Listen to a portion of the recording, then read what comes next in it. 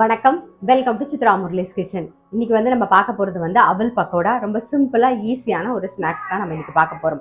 பசங்க ஸ்கூல் விட்டு வரத்துக்குள்ளே டக்குன்னு பண்ணிடலாம். அதுக்கு ஒரு கப் அவல் நல்லா வாஷ் பண்ணிவிட்டு முழுகிற அளவுக்கு தண்ணியை விட்டு ஊற விட்டு வச்சுக்கோங்க. இங்கே பாருங்கள், இந்த அளவுக்கு தெரியுதா, நல்லா சாஃப்டாக இருக்கணும். ஸோ இதில் நல்லா பெரிய பெரிய சைஸில் வெங்காயம் எடுத்திருக்கேன், கொஞ்சமாக நீட்டை வாக்கில் கட் பண்ணியிருக்கேன். அது புதினா, கொத்தமல்லி, கருவேப்பிலை எல்லாத்தையும் சேர்த்துடலாம். காரத்துக்கு பச்சை மிளகா, அப்புறம் சோம்பு, இஞ்சி, பெருங்காயப்பொடி, தேவையான உப்பு. இதை ஃபர்ஸ்ட் நல்லா மிக்ஸ் பண்ணிக்கலாம்.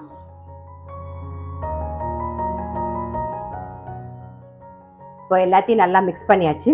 இதில் கடலை மாவு சேர்த்துக்கலாம். அது பைண்டிங் தகுந்த மாதிரி கடலை மாவு எவ்வளவு வேணுமோ அந்த அளவுக்கு நம்ம சேர்த்துக்கலாம்.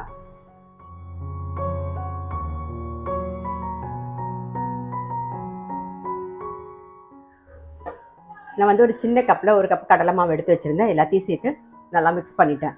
இப்போ பாருங்க, எண்ணெயும் காஞ்சிருது. நம்ம அப்படியே போட்டுடலாம்.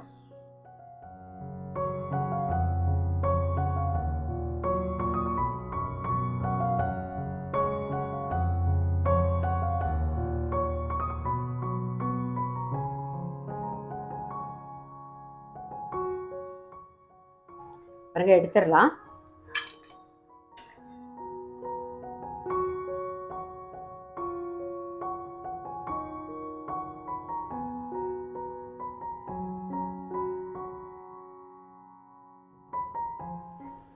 ரெடி ஆயிடுத்து, எடுத்துடலாம்.